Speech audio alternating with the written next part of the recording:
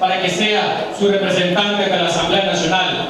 Asimismo, es un enorme placer estar aquí en el Centro de Atención Municipal Integral del Cine 2, donde se ve y se refleja la calidad de vida que se ha conseguido gracias al trabajo desplegado por la Municipalidad de Guayaquil y sus personeros para ustedes.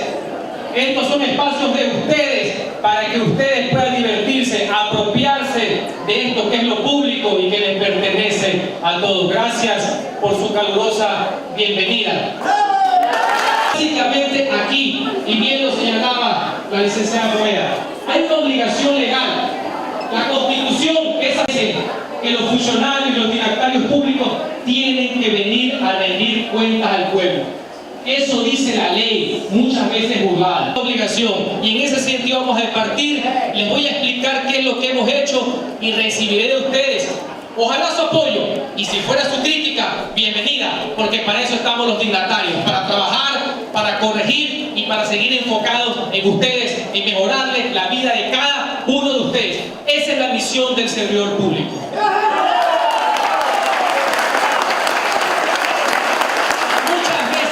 Nos hemos preguntado, ¿qué hace un asambleísta? Y como algunos no sirven para nada, la gente cree que es de todos. Y no es así.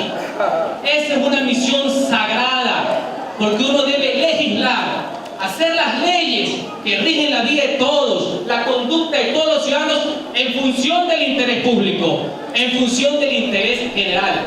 Pero hay varias formas de desarrollarlo. Algunos creen que solamente es hablando, por ejemplo, en el Congreso, en el Parlamento, en Quito. Más allá que hay algunos que no hablan nunca y otros que no saben ni hablar. Ese es otro tema. Dejémoslo a un lado.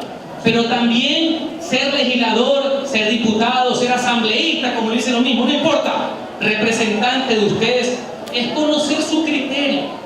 Darles a conocer a ustedes cuáles son los proyectos de leyes que van a beneficiar o en muchos casos, como se los voy a demostrar, a perjudicar su nivel de vida, a perjudicar su capacidad de mejorar, de progresar y dejarle lo mejor para sus hijos.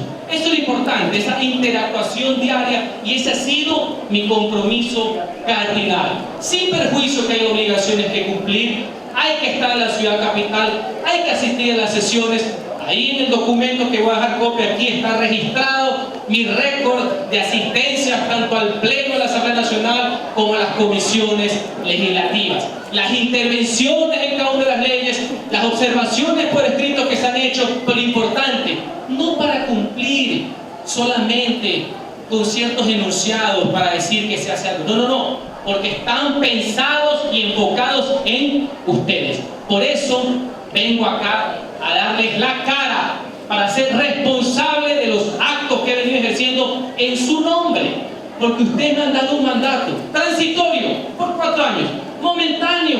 Me han dado la potestad, la atribución de representarlos. Ese es el honor más grande que se tiene que hacer y hay que saberlo estar a la altura.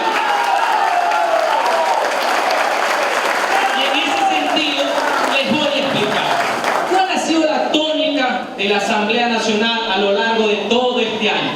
Una serie de leyes dedicadas a concentrar el poder en una sola persona, que es el Ejecutivo, el señor Presidente de la República. Leyes concentradoras de poder, no para los ciudadanos, sino para la élite, para los que gobiernan, los que creen que el famoso proyecto político se encuentra por encima del interés público y por encima de la Constitución. Y también les voy a señalar una serie de medidas legislativas, una serie de leyes enfocadas ¿a qué? A tratar de conseguir billete, dinero, recursos a como en el lugar. Porque como se les acabó el festín del petróleo, esa lotería que no es trabajada, sino regalada, quieren ver a cada uno de los ciudadanos cómo lo esquiman, cómo le quitan los recursos con cualquier pretexto, con impuestos, etcétera, para saciar a un sector público cada vez más voraz y más hambriento, a un Estado glotón, obeso, mientras quieren que el pueblo ya la brochada del cinturón no le alcanzan los huecos de todo lo que le quieren apretar. Sin embargo, la élite está mejor que nunca. En ese sentido y con esas premisas tan importantes vamos a desarrollar. Una parte importante, no excluyente, no lo es todo, es intervenir en el pleno. ¿Cuál es el pleno? Ese centro de sesiones que tiene, ese cónclave, esa gran sala de reuniones que tiene la Asamblea Nacional, donde se explican los proyectos, se debaten las leyes se debaten 2 veces, tiene que haber 2 debates para que las leyes se conozcan. En esos debates, en las leyes más importantes, ruego por favor la pantalla para que puedan ver los compañeros de las leyes, si no, como Vicente Arroba, tengo que explicarles poco a poco el tema. En las más importantes siempre han tenido su voz a través mío. Primera, la objeción parcial, que es el derecho que tiene el presidente a intervenir, a vetar en un proyecto de ley. ¿De cuál? Del COTAD. Ese nombre usted se va a hacer muy familiar. Código Orgánico de Organización Territorial, Autonomía y Descentralización.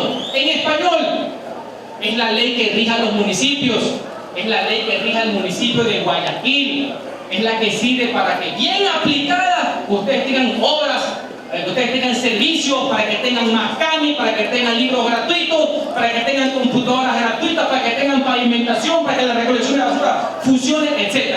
Mal aplicada es un dogal del gobierno central para querer que todos los municipios hagan lo que el presidente le da la regalada gana, y eso no lo podemos permitir. En esa ley expuse, porque no todo es negativo, hay que ser propositivo. Saludé la eliminación del impuesto a los espectáculos públicos a los extranjeros, que encarecía enormemente las entradas y no permitía que, por ejemplo, en la ciudad de Guayaquil hay espectáculos de primera categoría para que vengan de todo orden artistas extranjeros. Por ejemplo, en unos meses vendrá Chayanne, ya no se le cobran los impuestos, la lógica es que las entradas sean más baratas, que el pueblo se divierta y que mis amigas que están ahí bailoteen toda la noche.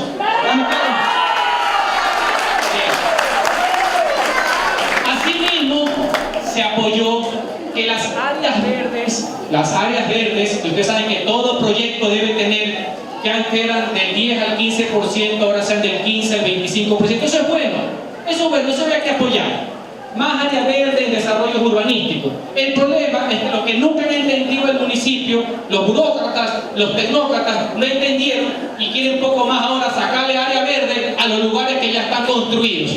Eso es una barbaridad, pero ahí estuvo el pronunciamiento en esa normativa. La siguiente, esto es muy importante. Cada vez que recorrí el suburbio de Guayaquil y todas las calles de mi ciudad, el pedido más urgente, ¿cuál era? Me decían, Cucalón, seguridad. Cucalón, que los violadores, los asesinos, los ladrones contumaces se vayan a la cárcel. Leyes más duras para frenar el delito. Nada de blandengues. Sin embargo, en ese Código Orgánico Integral Penal, que en algunos casos sirvió de alcahuetería de la delincuencia, no estuvo en esa línea. Por eso es que voté en contra. Al revés, sirvió muy, pero muy suave y blando con ciertos aspectos de delincuencia y absolutamente punitivo, es decir, castigador con el ciudadano. Para ponerles un ejemplo, se inventaron que los representantes, ya no solamente judiciales de una empresa, sino los empleados, los accionistas de una empresa, cualquier trabajador que no es el gerente, ahora también puede ser imputado, puede ser procesado penalmente, cuando siempre las personas jurídicas, no la persona natural, no ustedes, sino la compañía, sea la responsable si es que la compañía había defalcado, había robado, había cometido un ilícito. ¿Eso para qué es? Y lo denuncié en su momento. Eso es para meterle miedo a la gente, miedo a los empresarios, a los empleados, para meterle miedo a la sociedad, para decirle, pórtate bien o te metemos preso, en pocas palabras. Y no es ser temerario denunciarlo en ese sentido. Por eso mi voto fue en contra, porque no era un código que privilegiaba al ciudadano, sino que lo hacía a los delincuentes.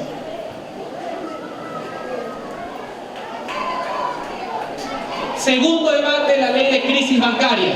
Me dirán, pero si ya no hay depósitos. Hay miles de ecuatorianos que todavía no reciben los depósitos que fueron tanto robados por algunos banqueros corruptos como por los que los reemplazaron a los banqueros corruptos.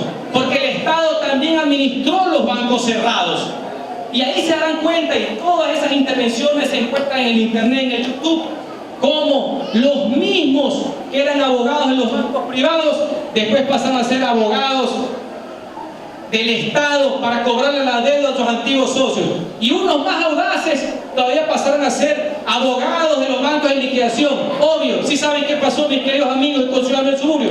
Nunca cobraron nada, pues. Su negocio no era cobrar. Y por tanto, hay todavía algunos cientos de miles de personas que no han cobrado por esos depósitos. Por eso esa ley había que apoyarla. En esa ley votamos a favor, porque es una ley social. Porque el pueblo no tenía y no tiene por qué pagar los platos rotos.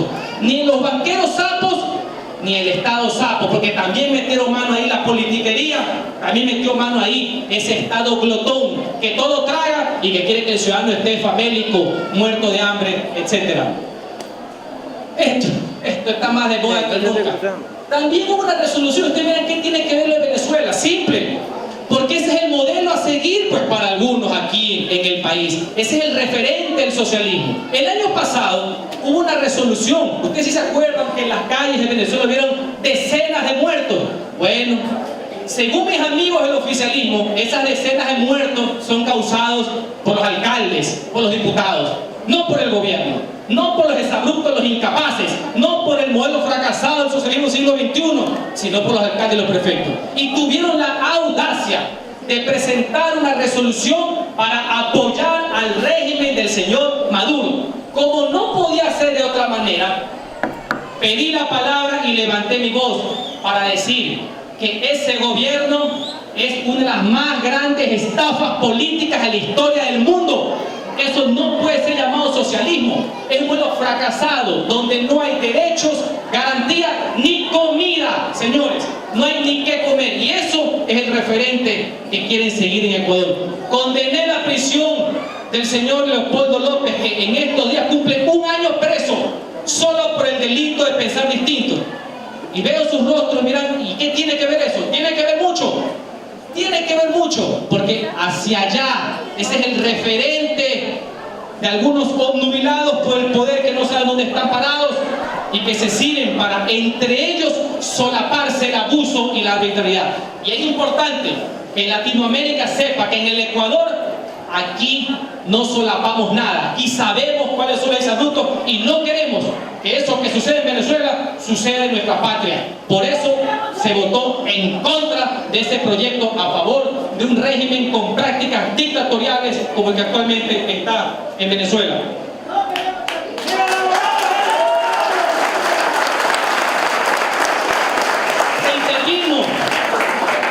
Se intervino también en la ley reformatoria, la ley de seguridad pública del Estado. ¿Sí saben qué establece esa ley? Que las Fuerzas Armadas están para garantizar la soberanía territorial contra un enemigo foráneo. Gracias a Dios ya no tenemos problemas con la hermana República del Perú, pero el sentido de las Fuerzas Armadas es proteger la soberanía, la territorialidad. Bueno, ese proyecto de ley, muy en la línea como los países que mencionamos anteriormente, ahora es que las Fuerzas Armadas puedan intervenir, escúcheme bien, intervenir en casos de delincuencia común, es decir, poner a los militares en las calles. Pero ustedes me dirán, bueno, ¿por qué no? Se suman de la lucha antidelincuencial, uniformados, armados. Su misión no es la misma. Las Fuerzas Armadas, para poder intervenir en casos no de guerra, tienen candados, tienen protecciones constitucionales, tienen que pedir autorización al presidente, el presidente tiene que pedir autorización al Congreso. No es común. En casi ninguna parte del mundo usted ve militares camuflados caminando por las calles armados.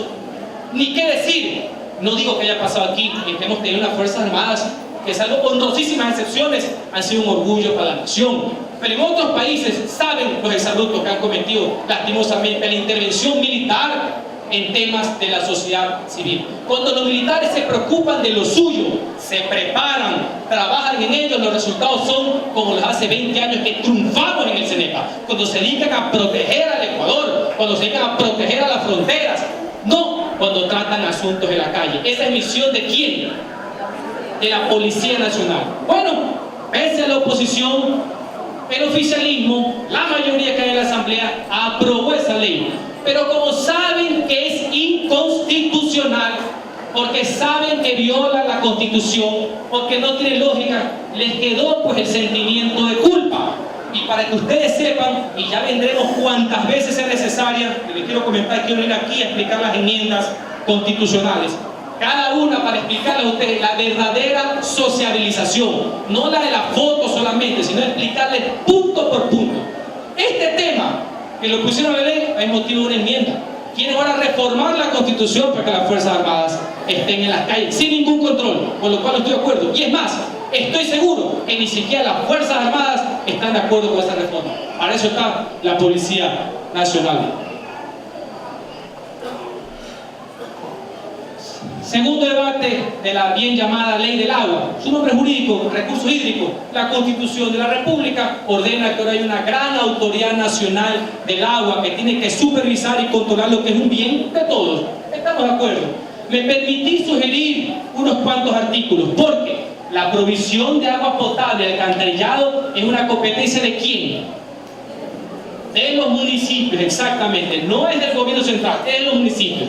Corrigieron algunos artículos con mi intervención para que no se coarten, no se conculquen, no se interfiera con las competencias de los municipios en agua potable alcantarillado, por lo que es agua para riego, etcétera. Eso se maneja en otra vía. Se hizo respetar la autonomía municipal, una de las misiones sagradas que yo tengo como legislador de la República, porque me debo a la ciudad, me debo al municipalismo, porque siempre he creído que es la herramienta, el nivel de gobierno más eficaz. ¿Para quién? Para mejorarle la vida de ustedes, los que le dan obras y servicios.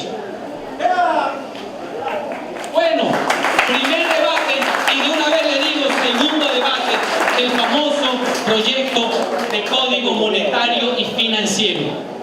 Como por ahí hubieron unos señores que en verdad se robaron el billete de la banca, y otros que también se lo robaron en nombre del Estado, y otros primos también que se llevaron también, porque hay unos primos del poder que también les gustan los mismos y que tienen los mismos defectos de los banqueros que le metieron la mano a los bolsillos del pueblo. Se quiso hacer un código, me parece bien. Yo creo que hay que regular, yo creo que hay que controlar, no se puede dejar el arca abierta. Está bien. ¿Dónde mostramos la diferencia? Hay un problema conceptual ahí, de fondo, por tratar de fregar, porque no es otra palabra, a ciertos banqueros que no les gustan al poder, se confundieron. Los recursos, mis queridos amigos, que están en la banca, no son de los banqueros. ¿Sí saben de quiénes son los depósitos que están en la banca? Son de las personas, son de ustedes. El dueño del banco tiene un pedazo de ese capital, pero la gran mayoría es de ustedes. Eso es lo que el gobierno no comprende o no quiere comprender. En el momento que quiere apretar, que quiere coartar la labor de los bancos, lo que está dificultando es el depósito de la gente, de ustedes, o sea, desde sus pequeños depósitos, desde el bono que reciben de solidaridad alguno, o el sueldo que se recibe, porque todos son a través de la banca. Así que estos son mecanismos, insisto, para controlar en demasía. Y yo argumenté al respecto, que me preocupaba no el dueño del banco, sino los depositantes, es decir, ustedes.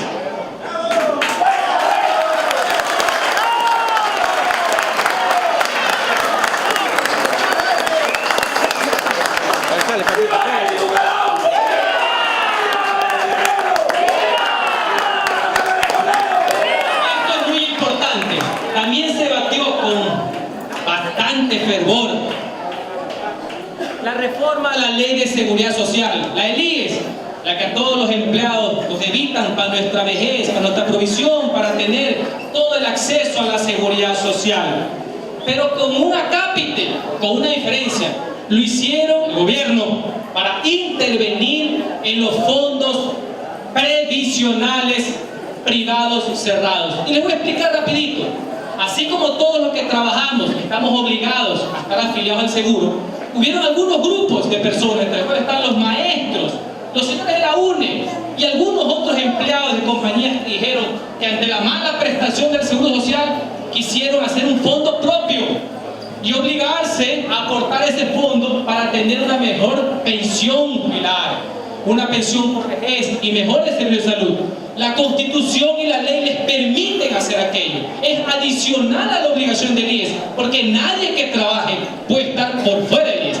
Pero nadie le puede impedir que usted tenga un segurito adicional, porque quiere aún tener garantías mayores, porque a lo mejor no cree que los hospitales del seguro van a funcionar, a lo mejor no cree que las medicinas van a llegar, como está pasando en el hospital de la 25 de julio en la Teodoro Maldonado Caro. Por esa desconfianza ante el seguro fue que grupos organizados crearon fondos aparte para poder tener acceso a la salud y a planes de pensión. El gobierno vio ahí otro billete mal parqueado. Dijo, no. Esto es de los maestros. Metieron el cuento que esto es de Casteló y compañía, que el MPD, que los tirapiedras. No, aquí no defendemos a tirapiedras, ni a Casteló, ni al MPD. Defendemos un principio. Esos fondos son legales. El gobierno no tiene por qué intervenir, porque lo que quiere es captar recursos. Los recursos que despilfarran por otra vía, querer captar los ahorros del pueblo ecuatoriano. Que nada se salga por fuera del ojo del gran hermano, el que todo sabe, el que todo observa, el que todo muñequea. Por eso, ante esa ley, en sus 2 debates y en su objeción, presenté mi más enérgico rechazo, porque lo creo, porque lo fundamentamos. Y creo que no es lo conveniente, y estoy seguro que el tiempo nos dará la razón.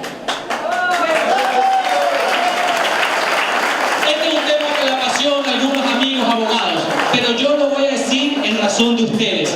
Este es un código importante, es el nuevo orgánico general de proceso. Y usted me va a decir, ¿y qué tiene que ver eso con ustedes? Bueno, es muy importante. Démosle la bienvenida a nuestra vicealcaldesa de Guayaquil, por favor.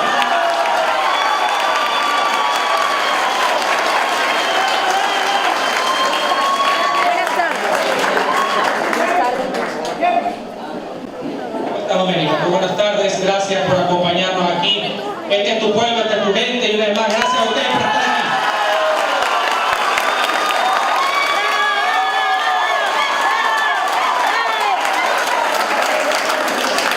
aquí. Código de procesos, suena medio enredado. ¿Qué tiene que ver con nuestras vidas? Bueno, tiene que ver mucho. Esta es la nueva ley que agrupa todas las leyes procesales civiles de lo contencioso. ¿Para qué? Para ir al tan anhelado proceso oral. Que los juicios ya no sean en papeles y con escritos, sino como ustedes ven en las películas, en las telenovelas, a viva voz, a punta de verbo. ¿Pero para hacer qué? ¿Para ser labiosos? No, para hacerlo rápido, para que la justicia llegue a tiempo. Lastimosamente, para los que se quieran divorciar, para divorciarse rápido. Para los que quieren arreglar problemas, arreglarlos rápido, oralmente. Los juicios laborales, por citar un ejemplo, ir hacia la oralidad total, para que los jueces puedan fallar violento, para que no haya dilación y evitar, entre comillas, un foco de billete para que me tramites, porque todo es pelo a pelo, se van a ver rápido. Digo entre comillas, porque eso es lo que estipula el código. Ojalá que los jueces, ojalá que los operadores de justicia estén a la altura de esta ley y que se den cuenta que la ley no es para ellos, es para ustedes, para que tengan un acceso a la justicia lo más pronto posible. Ya tratamos la opción. Bueno, esto es importante. Primer debate del proyecto de ley orgánica de telecomunicaciones. Ustedes saben que las telecomunicaciones, no solamente el teléfono fijo, el que antes era de Yetel, después Emetel, Pacifictel, y ya no sé cómo se llama ahora, pero es lo mismo, el fijo, ¿no? Sino que también CNT, muy bien. Los celulares. El Estado necesita una norma, una ley que los regule.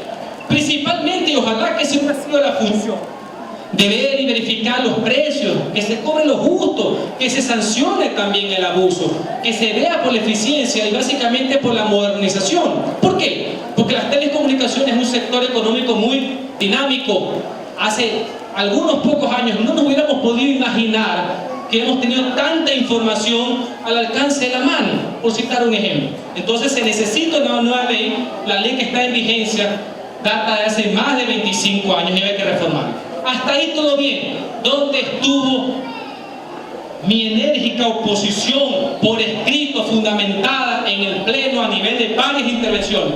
Eso sirvió de un vulgar pretexto Porque como ya les he venido explicando, como el gobierno se le acabó la fiesta del petróleo y quiere meterle la mano a los ciudadanos para sacar más, para tratar de saciar y alimentar a ese Estado gigante, a ese Estado obeso que gasta por todos lados y no invierte, dijeron: Pepa, ahora sí, vamos a cobrarles un billete adicional a las empresas telefónicas. Y mucha gente dijo: bueno, ¿y por qué no? Si ganan mucha plata. Primero dijeron que le iban a quitar las utilidades a los empleados de las telefónicas, lo cual es inconstitucional. Pero como la ley no les importa, es injusto meterse con las utilidades de los empleados, porque ahí está también el futuro de los hijos de esos empleados. Ahí no está solamente la letra del carro, la casa, está la educación de los hijos. Y como alguna vez, cuando estaba caminando por el centro, se me acercó una señora con un hijo que tiene cáncer en la vista y me comentaba que su esposo trabaja en una compañía celular y que no permita que se le roben las utilidades, porque con esas utilidades ella estaba tratando al niño en Colombia. Y ahí es que una vez más ratifiqué el por qué uno está en el sector público, por qué uno toma la decisión de ser sector público, porque uno tiene que luchar por esas causas. Y no podemos caer en el juego de estos mentirosos del gobierno, decir: es que solo son 16.000 personas. No, señores, así fuera uno, la Constitución no hace discrimen. Si hay que defender un derecho, ese es el derecho de todos, no es el tuyo o el mío, es el de todos. Ese es el principio de la arbitrariedad. Y nosotros no podemos quedarnos absortos ante aquello, diciendo: es que es con él. Y cuando sea contigo y contigo y contigo, ¿qué va a pasar? ¿Quién los va a defender si ahorita no defendemos a esos que son compañeros, son hermanos, son familiares, que trabajan en esas empresas? Y lo lógico, ¿saben qué es? Hacerle reglas claras, porque en el fondo, ¿saben qué quisiéramos todos? Que esas empresas tengan más empleo para que podamos trabajar. Si el problema no es trabajar ahí, el problema sería que todos quisiéramos trabajar, que tengamos acceso al empleo y que todos tengan utilidades, y con esas utilidades poder cristalizar nuestros sueños. Por eso rechacé la etiqueta, porque se convirtió, insisto, en un mero pretexto para sacarle dinero a una compañía, con lo cual afectan al empleo, afectan a las utilidades, porque por ahí dijeron: no se preocupen, si es a la empresa, no es al empleado. ¿Y en qué parte no entienden de que si la empresa tiene menos recursos, si le quitan más dinero, ilegalmente van a tener menos utilidades, menos salarios, menos ingresos y, lo más importante, menos posibilidades de seguir creciendo? Si lo que nos interesa no es que tengan menos empleados, sino más empleo, y principalmente en Guayaquil. ¿Y por qué digo en Guayaquil? Porque aquí no opera pues la burocracia, aquí lo que opera es la iniciativa individual, el señor que se pone su pequeño negocio, el que trabaja en la empresa privada, el que quiere crecer, el que se quiere esforzar. Aquí no están a las expensas solamente la creación de un puesto burocrático, sino la oportunidad de poder trabajar y generar mejores días para su familia. Pero eso, estos señores no lo entienden. Por eso mi protesta.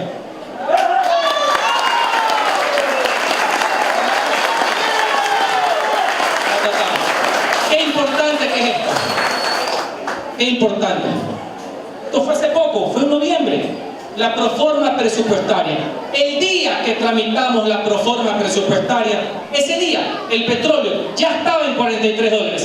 Sin embargo, para poder inflar el presupuesto, no tienen el sentido común que tienen las amas de casa aquí de Guayaquil, que saben cómo estirar pues el billete, hacerlo alcanzar la quincena y el fin de mes, y ponerlo en orden y pararle el carro al marido y decir: hasta aquí nomás gasta. Como ellos no saben, el día que aprobaron el presupuesto estaba en $43, pero como son unos irresponsables y juegan a la lotería de esperar que el petróleo esté alto para poder hacer lo que quieren, ¿saben a cuánto aprobaron el presupuesto a finales del mes de noviembre?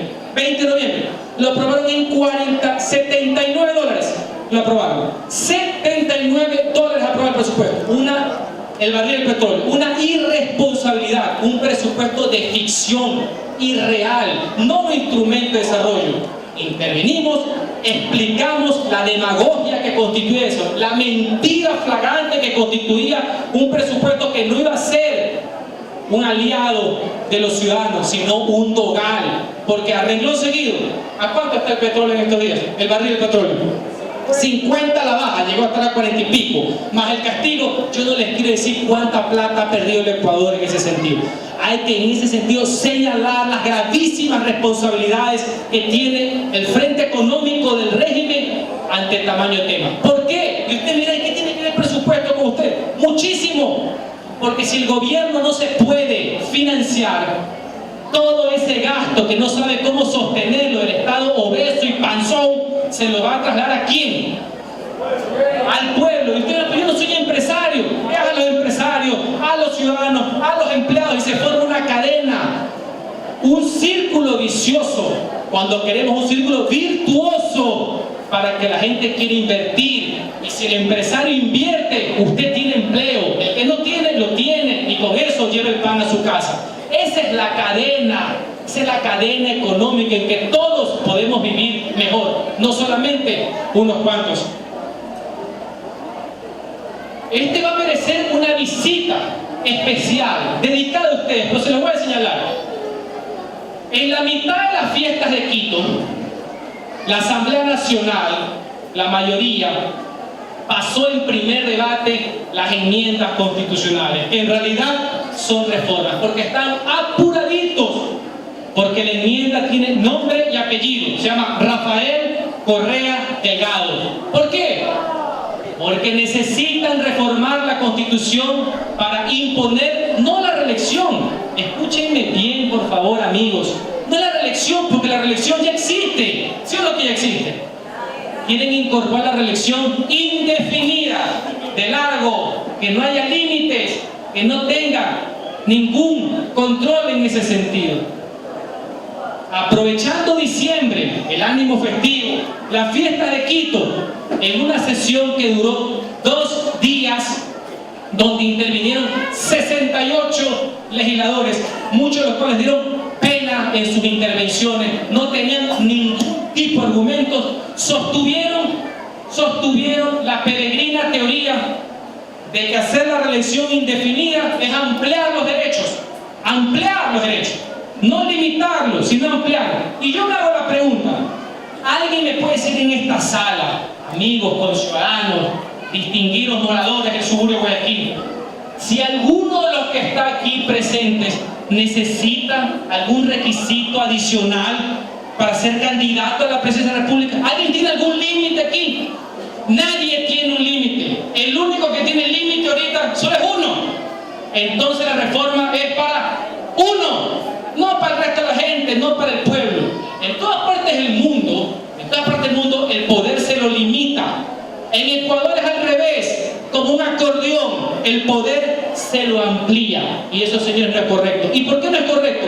No porque no haya personas que no crean que a lo mejor la reelección indefinida es posible, es correcta. Yo respeto a los que piensan eso. Pero hay una diferencia. Esa decisión la debe tomar ¿quién? El pueblo, señores, votando por la reforma, votando porque es el mandante, exactamente. Primero deben aprobar la reforma, deben aprobar el concepto y después la persona hacerse acreedor o beneficiario de ese derecho. Pero lastimosamente, los que no quieren entender la Constitución y ahora no le quieren dar la cara al pueblo y quieren pasársela por la rendija, por abajo, ahora resulta ser que se han inventado la teoría del combo. Un combo, no sé si ustedes han escuchado, dicen, pero ¿cuál es el problema? Cuando me presente candidato ahí votan, o sea, un 2 por 1. Eso, señores, eso con la Constitución es un martes loco, pues como las pizzas, así no es 2 por 1. Primero se aprueba la Constitución y después los que se creen con derecho a aplicar el artículo son candidatos. No hay 2 por 1, señores. Aquí no hay combo constitucional. Por eso manifesté mi criterio en contra de esa burla a la voluntad popular, o birlar el pronunciamiento del pueblo, por desconocerlo, por minimizarlo, pensando que ahí no lo pueden hacer. Y con valores históricos adicionales que se los quiero mencionar. A lo largo de todo el retorno a la democracia, de toda la historia del Ecuador reciente, todos los cambios constitucionales que han permitido que no haya reelección indefinida, ni siquiera reelección como el año 78, fueron aprobados por el pueblo, hastiados a lo mejor de los 40 años de Velázquez. Cuando se permitió la reelección indefinida de los alcaldes y los diputados, y pasando un periodo del presidente de la República en el año 1994, fue el pueblo el que lo aprobó en una consulta popular. Y en el año 2008, con la Constitución de Montecristi, fue el pueblo, es decir, ustedes los que dijeron que podía haber reelección por una sola vez, consecutiva o no. ¿Y por qué ahora se lo quieren saltar? ¿Por qué ahora le dan la espalda? ¿Por qué ahora el pueblo no puede resolver? ¿Por qué? Por una sola razón. Porque le tienen miedo. Así de simple. Ya no quieren que el pueblo intervenga. La segunda gran enmienda, terrible para mí, porque hay varias, pero me quiero centrar en dos, que les perjudica a ustedes directamente con nombre y apellido, y como están incómodos, la Constitución se les hace estrecha, ya no la quieren cumplir por ningún lado. Ahora ya no quieren que el pueblo consulte. Ustedes saben que una consulta popular puede ser convocada por el presidente de la República, como ha sucedido con anterioridad. También puede ser convocada por los municipios, pero principalmente puede ser convocada por el pueblo, organizándose. ¿Cómo se llama eso? Las consultas por iniciativa ciudadana popular. Se recogen las firmas, 10% si es en el país, 10% si es en la ciudad, 5% si es en el país. Y se puede consultar, según la Constitución, sobre cualquier asunto, salvo tributos y salvo la organización territorial, es decir, las provincias, los cantones, etc. Ahora resulta ser que hay una enmienda. Al gobierno ya no quiere que ustedes consulten sobre cualquier tema. Se les hace incómodo. Están eliminando esa facultad. ¿Por qué lo quieren hacer? Para limitar y para después que cualquier ley que aprueben con su mayoría decida al contrario. Ustedes solo pueden preguntar sobre A, B y C. Cuando aprobaron la Constitución, dijeron que podían aprobar sobre todo, menos sobre dos temas. Por eso hay que decirle que no. Y por eso exigimos que el pueblo sea consultado. Una decisión de tamaña envergadura no puede ser, pues, burlada de esa manera. Están interviniendo en los derechos que tienen ustedes. La Constitución de Montecristi, la que nos rige, la que no les gusta a algunos, nos indica que toda restricción de derechos, todo lo que tenga que ver con derecho a la ciudadanía, cuando es para menos, cuando es para restringir, para extender menos, tiene que ir a ¿qué? A una consulta popular. No puede ser solamente reformada por un presidente, por una asamblea. Por eso y por la historia hay que decirles que no. Y ese debate ha sido uno de los más importantes de la asamblea, que ha querido ser minimizado con unas reunioncitas por ahí, de socialización entre unos cuantos amigos, cuando lo más importante es la intervención en la Asamblea Nacional, en el Pleno, y finalmente la de ustedes en las urnas, que es el verdadero soberano y dueño del destino de la patria. Adicionalmente a estas y a muchísimas otras leyes más, como siempre, observaciones por escrito. Solicitudes de información. En mi labor también como asambleísta he requerido a distintas instituciones del sector público documentos para vigilar cuáles son sus actuaciones. Al Ministerio de Finanzas con respecto a los recursos de la Municipalidad de Guayaquil, que son para ustedes, porque son obras y servicios para ustedes. Recuerden que el municipio está enfocado en el pueblo, no en el gasto hacia adentro, sino invertir en ustedes y mejorar su calidad de vida. Por eso permanentemente estoy monitoreando al Ministerio de Finanzas con solicitudes de requerimiento de información. Al Consejo Nacional Electoral también estoy atrás de la huella. ¿Por qué? Porque hicieron un contrato millonario para transmisión de datos en las elecciones del 2014. ¿Sí se acuerdan qué datos transmitieron? Ninguno. No hubo ningún conteo rápido, nada salió en televisión. Si no ha sido por otro tipo de trabajo de encuestadores o conteo electoral propio, no hubiera sabido nada en esa noche el pueblo ecuatoriano. Y hubo un contrato millonario que hay que estar atentos de estas autoridades que han demostrado su sumisión total al Ejecutivo. Vulgares empleaduchos del presidente de la República que no han sabido sobrellevar la autonomía que tiene la función electoral, la más prístina de todas, la que tiene que garantizar la pureza del voto, a lo mejor lo más sagrado que puede haber en una democracia. ¡Viva el Ecuador! ¡Viva! comisiones. Yo pertenezco y yo solicité estar en la Comisión de Gobierno Autónomo, que es en los municipios. ¿Por qué? Porque es la que está más cerca de la gente, de ustedes, del pueblo. Así puedo estar en permanente contacto, informado de cuáles son las leyes que los pueden perjudicar o beneficiar. Y en ese sentido pongo una muestra ahí de cuando se recibió a los empleados de las empresas telefónicas que presentaron sus reclamos ante el abuso del gobierno de quererle quitar sus utilidades y sus fuentes de empleo. Ahí está el testimonio de aquello. Y también ya han comenzado los debates a nivel de la comisión de lo que es la ley orgánica de ordenamiento territorial y uso del suelo, que es el nuevo invento del centralismo para poder querer controlar a los municipios y principalmente a los que no son adeptos al mal llamado concepto de la revolución ciudadana. Ellos no quieren entender, y nosotros le vamos a hacer entender, que los municipios son autónomos según la Constitución, que no son dependientes ni obedientes del gobierno central. Ese será un debate muy interesante y el cual los mantendré a ustedes permanentemente informados. Adicionalmente, se trató en la comisión, pero para mal, para el archivo. Presenté un proyecto de reforma a la ley del anciano, así es el nombre anterior, ahora adultos mayores, justamente para precautelar el estado de ustedes, justamente. Pero ellos no quieren que un asambleísta que no sea de ellos tramite proyectos de ley. Ahí lo han enviado al archivo, pero han querido darme un premio consuelo y me han dicho: no se preocupe, lo pondremos en el Código Integral de la Vida. Yo sí estoy preocupado, porque al ritmo que van las cosas, se están dedicando a hacer leyes para perjudicar a la gente y no tratar las verdaderas leyes que benefician a los ecuatorianos. Así que estaré pendiente del tratamiento de aquello. Esto es parte también del trabajo. Informar permanentemente a los ecuatorianos a través de los medios de comunicación. Tuve más de 83 entrevistas de radio, más de 29 entrevistas de televisión, pero son mecanismos ¿para qué? ¿Para yo verme? No, es para comunicarme con ustedes, para informarles lo que estoy haciendo, para que ustedes sepan lo que hacen sus representantes y sus asambleístas. Para eso sirven los medios de comunicación y por eso permanentemente estoy en aquellos. Las radios son muy importantes. Y aquí viene un sector que me encanta. Esto no está en la ley de los diputados. Esto no está en la ley de la función legislativa. Esto está en el compromiso moral con cada uno de ustedes.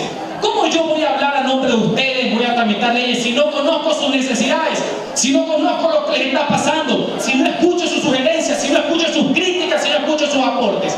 Y para poder hacer eso, necesito estar en contacto con ustedes. Y tengo que estar, no solamente en los barrios, en las comunidades, sino con un gran líder como el alcalde Jaime Nebot, que él sí sabe cómo hacerlo y beneficiar a ustedes. Estar cerca de la obra pública popular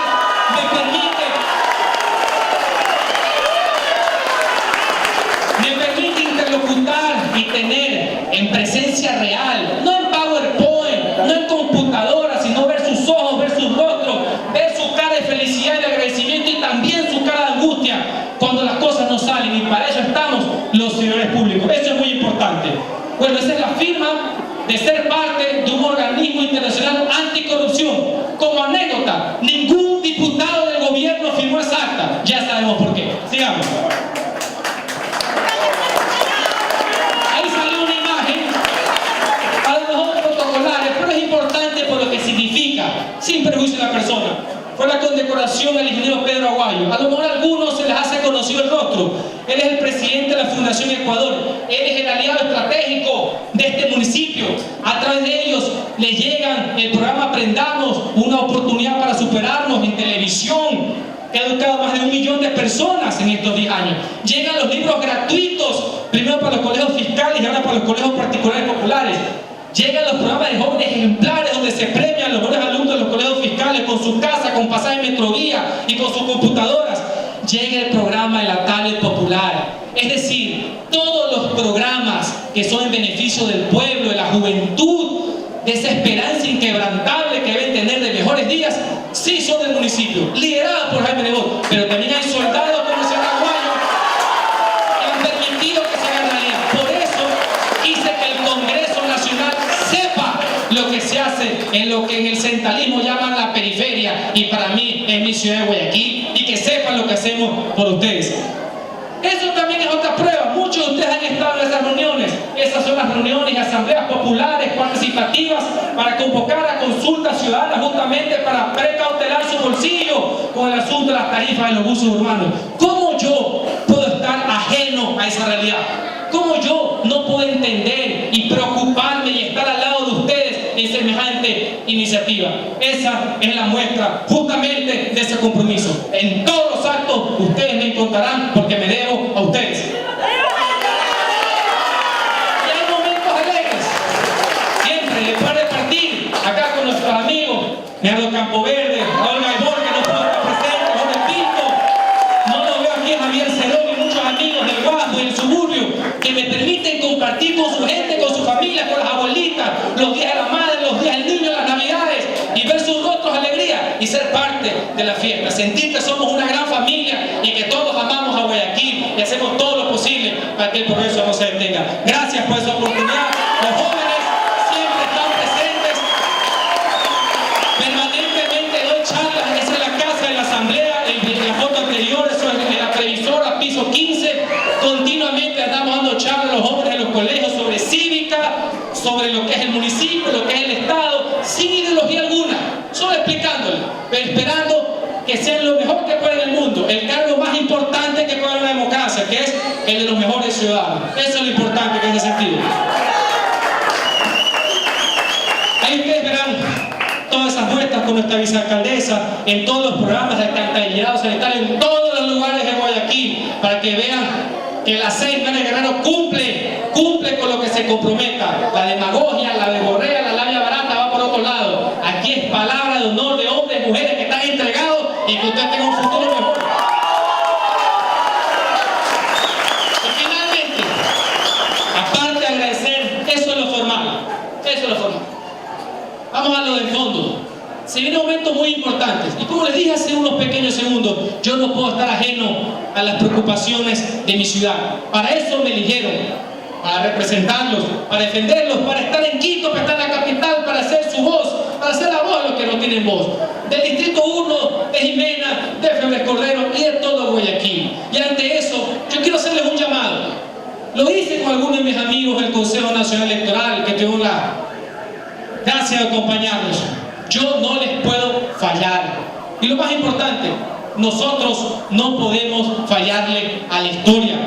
Es por eso que todos ustedes, todos nosotros, este equipo de trabajo que está aquí, todos debemos estar conscientes que bajo ni un solo momento podemos dejar de pensar y de valorar de lo que somos capaces cuando estamos juntos. Y que ante cualquier amenaza, de cualquier orden, como esa consulta chimba, cohete que quieren poner por ahí, que quiere perjudicar su progreso, su desarrollo, su bienestar, todo lo que ha llevado hasta lágrimas de sacrificio el conseguirlo, de sacarnos de esa vergüenza, de ese desperadero que se encontraba en la ciudad de Guayaquil, no puede ser burlada. Así que debemos estar conscientes, todos ustedes, nosotros juntos, que con su ayuda y con la gracia de Dios sabremos como guayaquileños una vez más derrotar